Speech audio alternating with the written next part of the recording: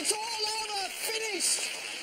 Rotting away, finished. The sands of time dribbling onto the floor. Decaying flesh, mortality, nothing.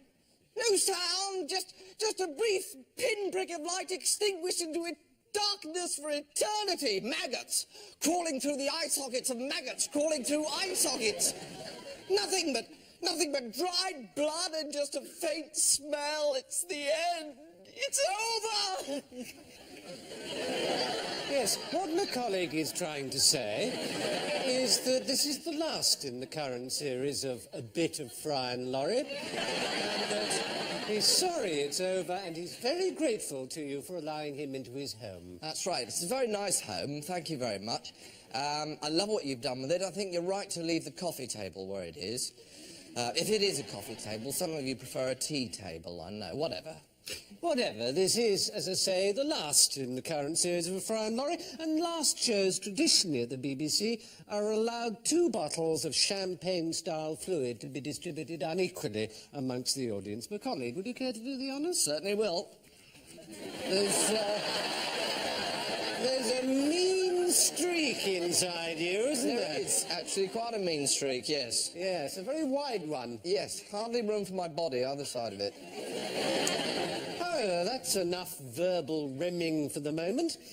Time now to introduce our most very honoured guest-style units onto the show.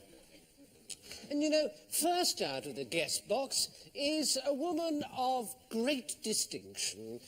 She served for 12 years in the rank of Lieutenant Colonel in Iraq's elite Republican Guard, before pitching her tent in the Vale of Tharkston, where she makes some of the most revolting marmalade I've ever seen. Ladies and gentlemen, would you please make a clapping-style noise for Janine Duvitsky?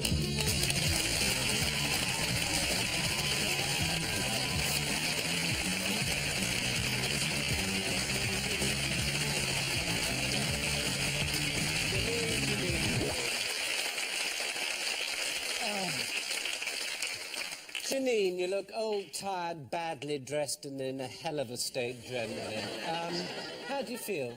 Fine, thank you, Stephen. Oh, well, that's good to hear. Janine, there's something I've been absolutely dying to ask you, ever since I heard you were coming on the show. What's Tommy Steele really like? Tommy Steele? I believe that's what I said. I don't know, I've never met him. I'm sorry? I've never met Tommy Steele. Yes, well, never mind about... No, hold on. I want to get this straight. You're saying you've never met Tommy Steele? No. Unbelievable. Well, no time for recriminations, Hugh. We'll look to the future. Oh, is there one? Get on with it. Right, OK. Well, it now falls to me to pull open the drawer marked socks, underpants and international superstars and pull out our next guest. He's a man of distinction, 3 times winner of the Benson and Hedges smoking competition. He's got 3 convictions for shoplifting and 17 for aggravated assault, as well as a huge collection of skin. It is, of course, Robert Dawes. Oh!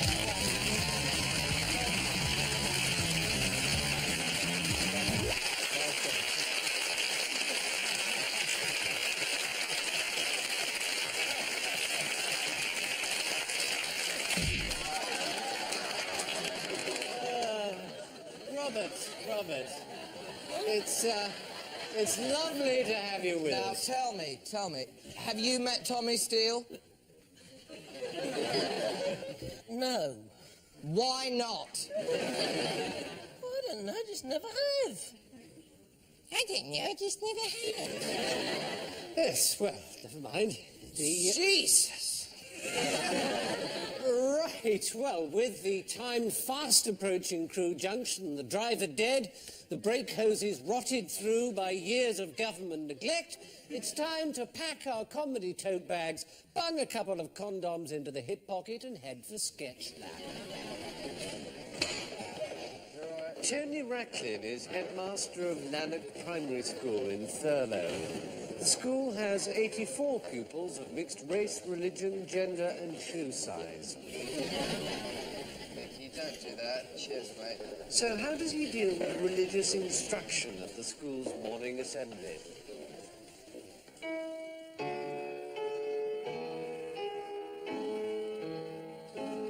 We worship you, oh gods, whoever you may be. We realize that you operate supernaturally. We thank you for the birds and bees, for creatures live or dead. But if you actually don't exist, then ignore what we've done.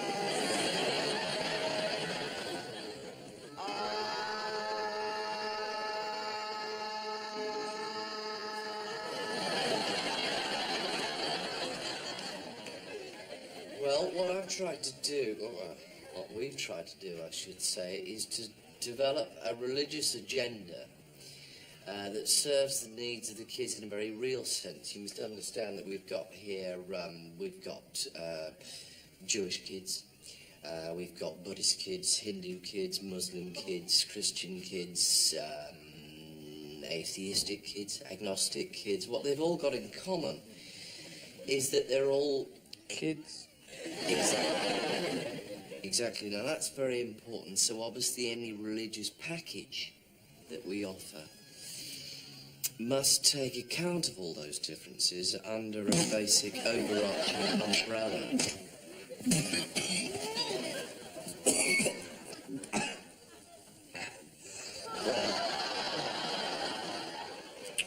What's I don't know what happened there. So, how do you manage this? In fact, how have you accommodated all these different... Okay. What we've done is to sweep away all the old divisions and basically invent an entirely new religion. A new religion? That's right. It's a kind of religious Esperanto, if you like. Nope, I don't think I do. Right. Well, we've called this religion Lip Whip Whip Whip. Lip, whip, whip, whip. And that's the name of your god, is it? No. There is no one single god in Lip Whip Whip Whip. So it's a pantheon, is it? I prefer to call it a committee. It's a committee of gods. There are 8 voting members and a non-executive chair who rotates every 4 years. And what do you worship in Lip Whip Whip Whip? Okay. We worship air. We worship flexible work share schemes. And we worship rounded corners on things. Why rounded corners? Well, they're a very important symbol in Lip Whip Whip. Luke, probably not a good idea. Cheers, mate. They're a very important symbol. The kids here worship the one on the activity table in the art room.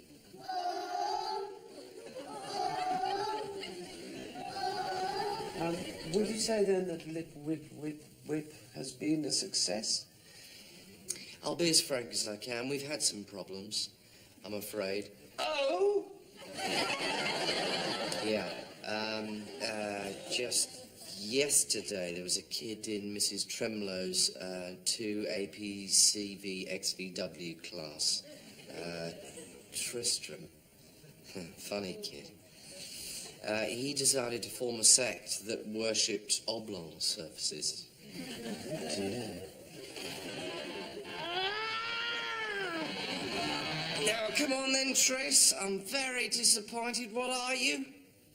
A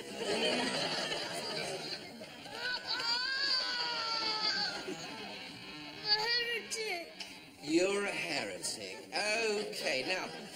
everybody, what do we think about this? What should we do with Trish?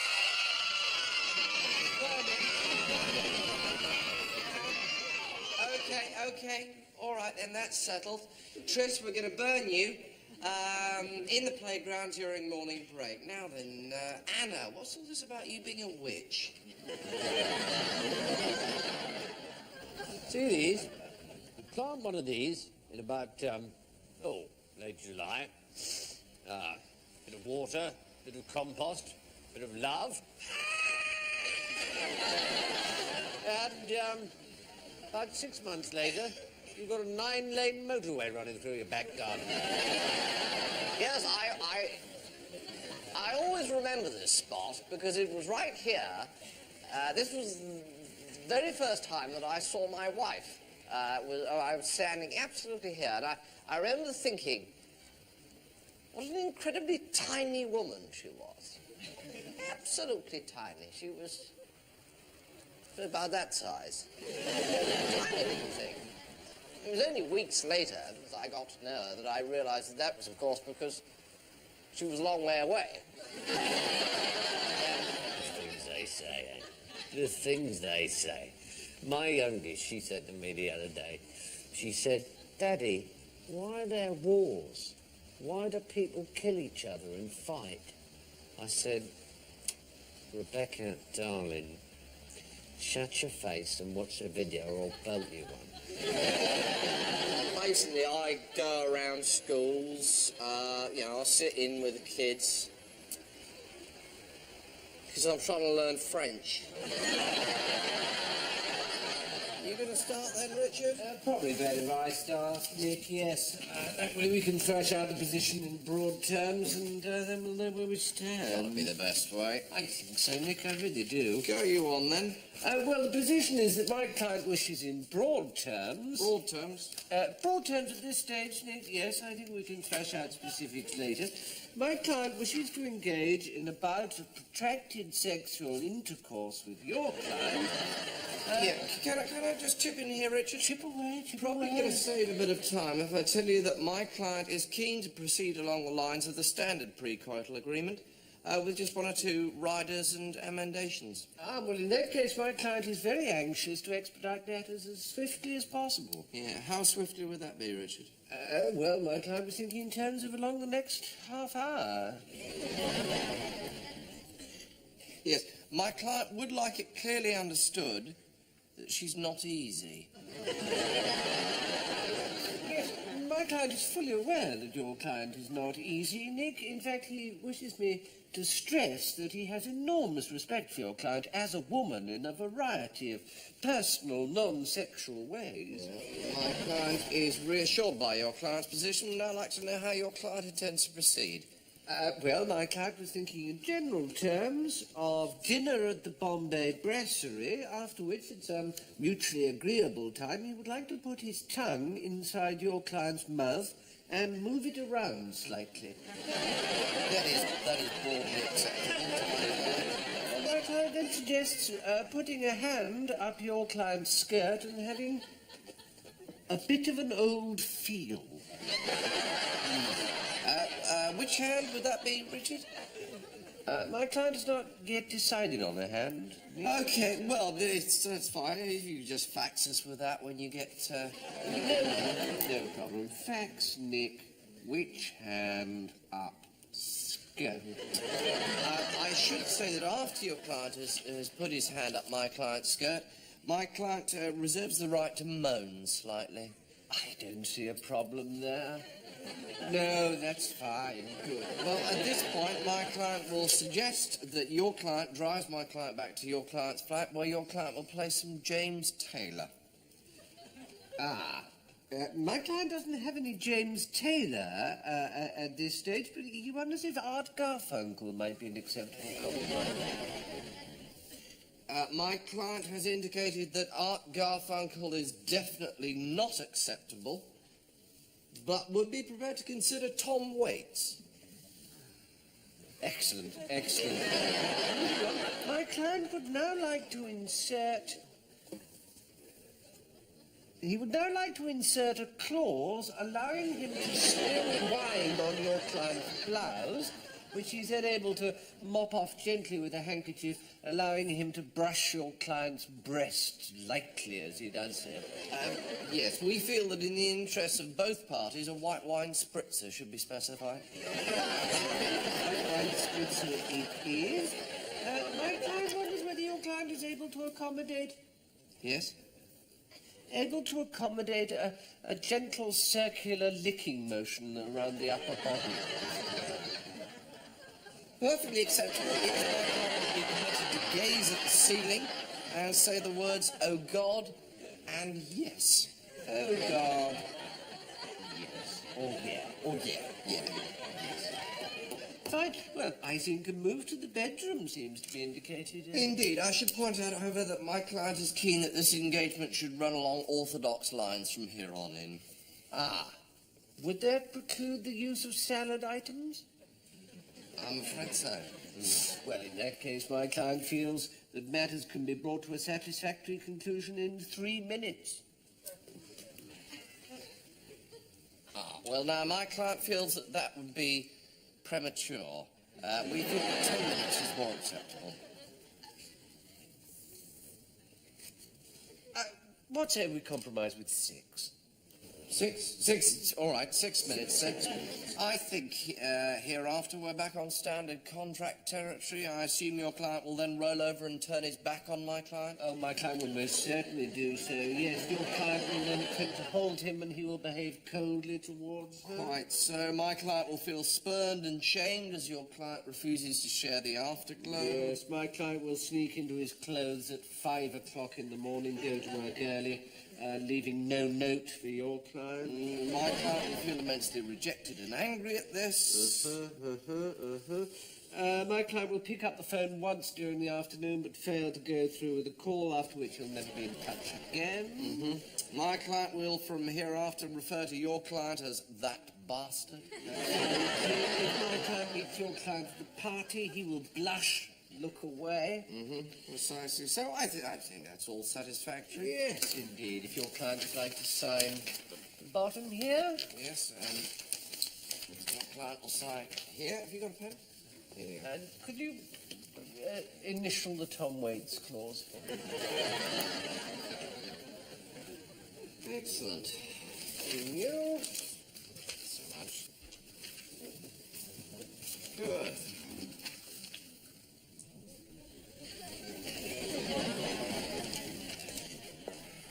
Nice people. Very nice people. Nice people, yes. Fancy a steamy sex romp?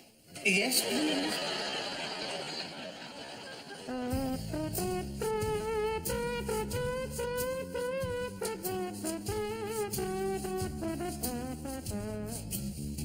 I wear sophisticated clothes, I say sophisticated things. Everything about me says I'm a sophistication king, but when I'm with you, can't seem to find my cool. Yeah, when I'm with you, I just sit there and drool.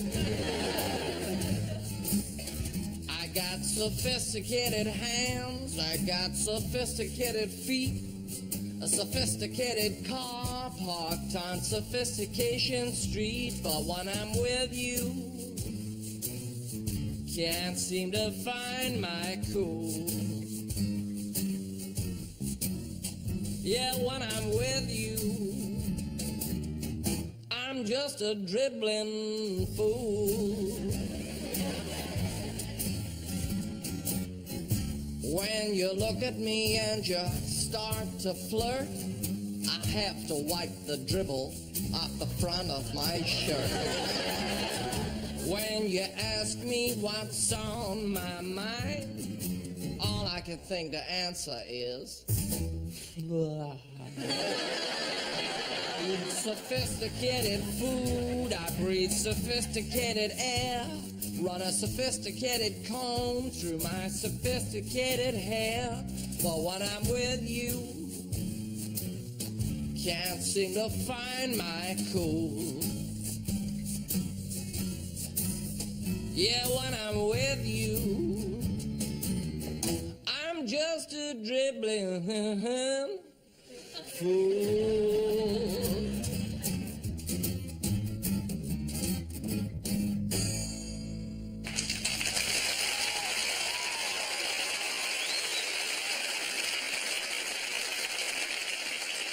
When I was 17, I'd already tried 14 different jobs, married twice, fathered many children, eaten a perfectly enormous quantity of food over a long time period, been weaned off 6 types of Class A dangerous drug, given up smoking, taken it up again, given it up again, taken it up again, given taking it up and taken giving it up again and again and again and again. By the time I was 20, alcohol had never passed my lips, yet I was a reckless and predatory alcoholic. My life was in pieces, my marriages were shattered, my children lay in ruins. I was paying alimony along the sinuses, behind the dark interior passages of the skull and through the nose. But at 30 came the chance to redeem a bin liner of broken promises. If I didn't take that chance, what would I be? What would I become? Just another friendless acid spot on the back buttock of a weeping society. So I took it, took the chance, picked up the ball and ran, went for it, threw caution to the teeth of the gale, never looked back, just keep running. I did it. Forget the past. There's nothing there. Not even memories. Just a road you never travelled, unwinding backwards to a place you never came from,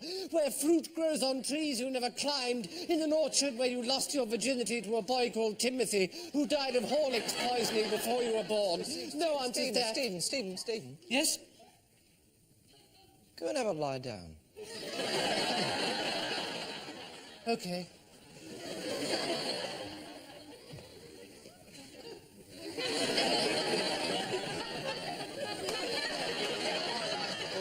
Wine Society. I enjoy fine wines very much. Also, their malt whiskies. I like a nice malt whiskey. Great pleasure to me. It's one of the great benefits of being an alcoholic, really.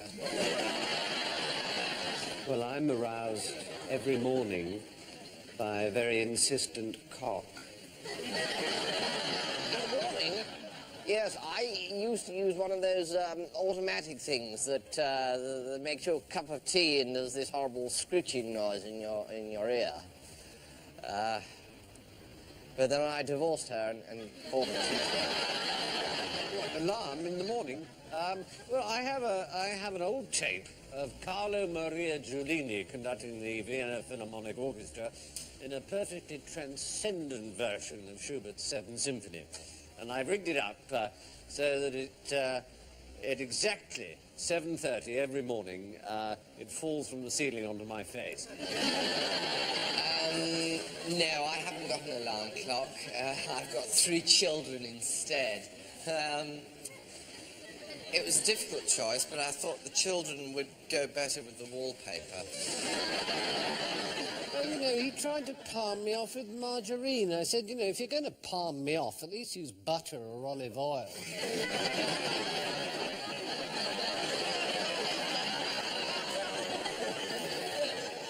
People can be horribly inconsiderate, can't they? Especially when they're out of breath. You know, I can remember my mother used to drive me absolutely to school every morning in an old Wolseley. The kind with wheels. Oh, soft leather and walnut and chrome. And she usually wore a hat as well. Interesting. Oh, excuse me. Sorry. Hello? Hello? Ah, it's so annoying, isn't it? It's always happening. Was that our phone or was it yours? That's right. Because with the advances in NICAM digital stereo sound and the disbanding of the old mechanical ringing of the telephone, 20th century Britain has plunged itself into a bit of a wet nightmare. When the phone rings on the TV, many Britons are horribly confused. Is it fiction or is it real? That's right. Well, you know, we've got plenty of phones here. Let's, for goodness sake, use them. Robert, why don't you dial my number and it will come out on our viewers' left-hand speaker on their television at home, if they're watching in stereo. That's right. And Janine, you ring me and we'll output through the right channel.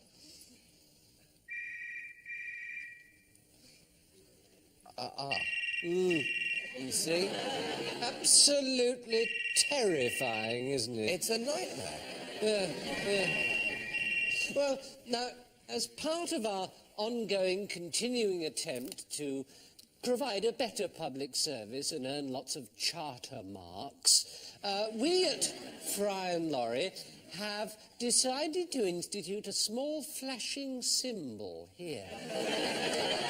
To indicate whether the phone you hear ringing is yours or ours. No, that one is definitely yours. Or is it? Because as part of our ongoing commitment to earn no charter marks at all this term and to be put into detention by the Prime Minister, we've decided that from now on your life is going to be made a living hell of telephones. No, that's yours. Answer it. Oh, it's probably a mother from Australia. Come on. The third one is there. It's definitely... Vince, over to you.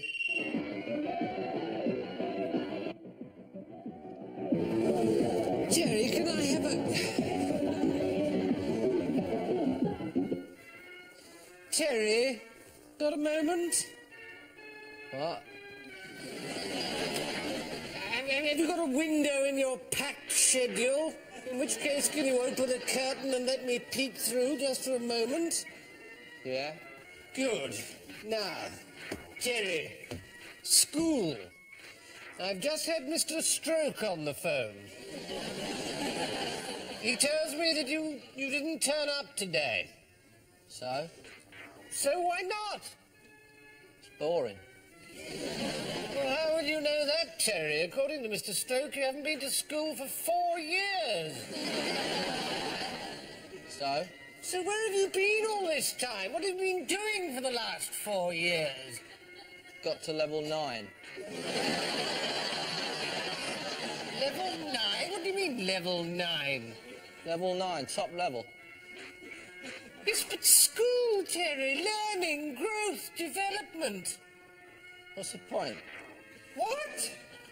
Well, I don't want to go to school because it's boring. There's no point. You don't want? You don't want? And who, pray be good enough to tell me, is supposed to give an electrically operated shag about what you want?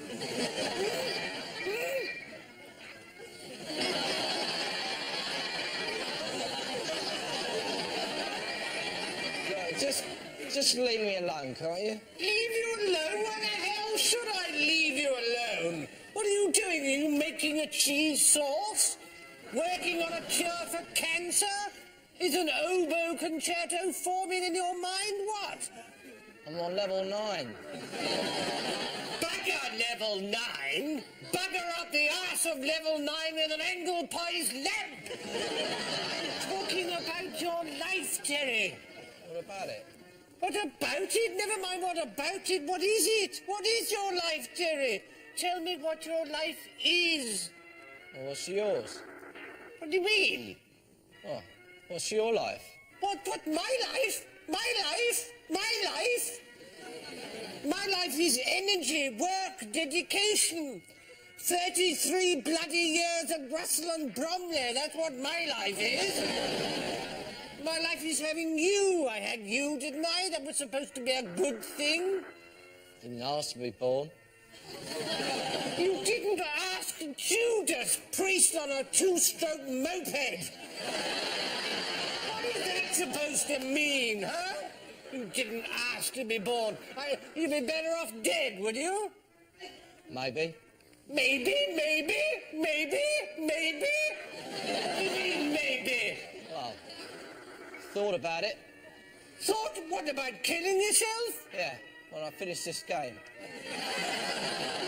Oh, great. Well, I'll order the headstone, shall I? Here lies Terry Gardner. He got to level bloody 9. What, do you want singing cherubims around it, or do you want it plain? Bingo. Done it. Right. Well, are you going to choose a knife in the gut or bullet in the head? What? Knife, I think.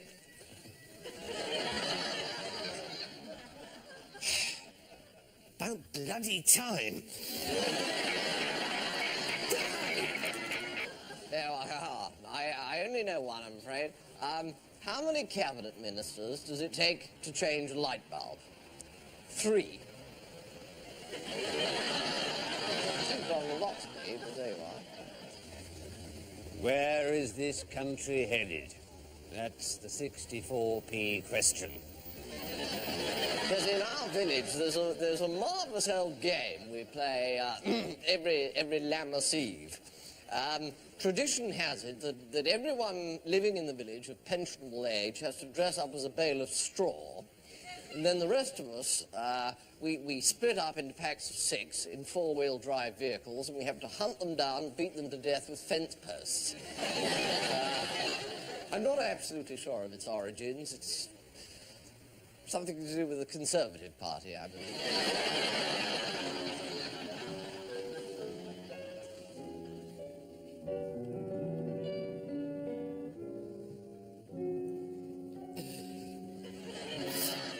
Well, my colleague, what a melancholy occasion is this. It is at that. It is at that. And yet, for millions of people, it's a time for simple rejoicing and quiet explosions of merriment.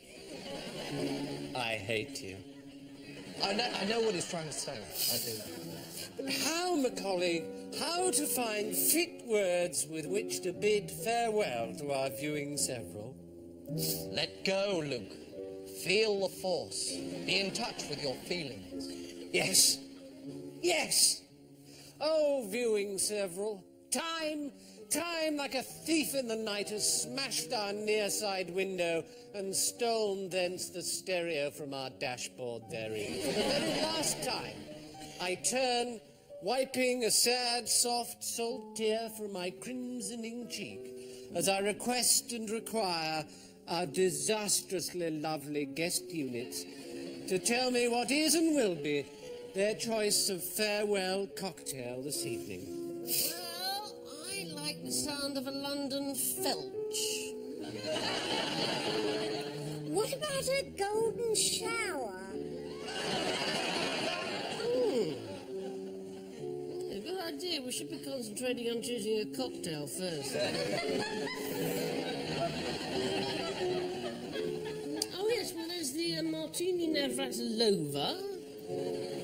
What's a sodding Mary? A sodding Mary, it's like a Bloody Mary, but it's a little bit ruder. All right, have to hurry you. Yep. Yes, I think That's the one.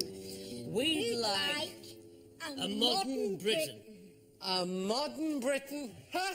My colleague, what did you say to me only this morning? What indeed? Well, they've chosen a modern Britain. A modern Britain is really like an old-fashioned, but with a new twist.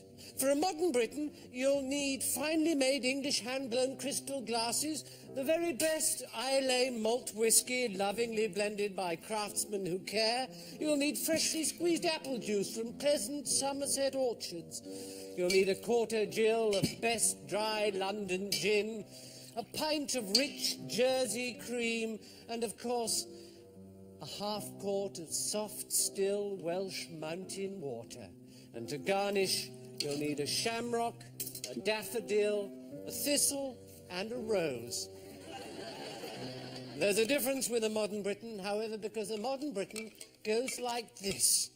We add to this kindly, noble, honourable and civilised mixture a centimetre of flat cola-style syrup, a hectare of low-calorie bran sweetener, a pot of non-dairy whitener, a leather sachet of instant heritage, a 2-parent family-sized pack of diluted good values, free market vegetables, a greedy helping of self-governing trusts, and a plastic ice cube for cosmetic purposes only. The product should be half-baked at an immoderate temperature of the lowest common denominator in an atmosphere of greasy cant and corrupt sleaze, until richly dishonoured and seared with shame. Your modern Britain will ideally by now have lost all colour, flavour and fizz, and should be then divided against itself and left in shoddy disrepair for a number of years until it rots before being sold off to the highest bidder. The whole botched cocktail should be served with a raft of unappetizing sound bites and a package of feeble initiatives stuffed with tasteless media slime.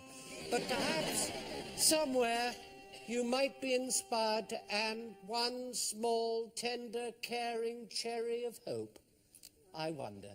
While you decide, I will entreat for the very finest of last times this entreaty of my colleague, Britain's very own Melody Man, as I say to him, please, please, oh please, Mr. Music, will you play?